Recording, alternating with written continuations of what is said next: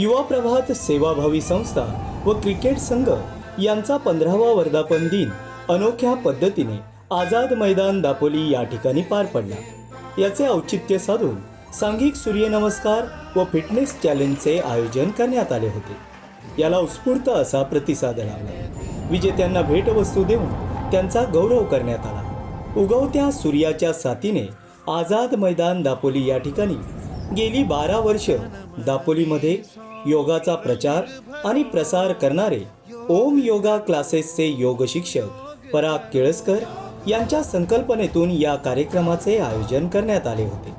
गेली 15 वर्ष तरुणांसाठी कार्य करणारी संस्था म्हणजे युवा प्रभात। अनेक क्रिकेट स्पर्धा, वेगवेगळ्या खेळांच्या स्पर्धा ही संस्था कायमच राबवत असते।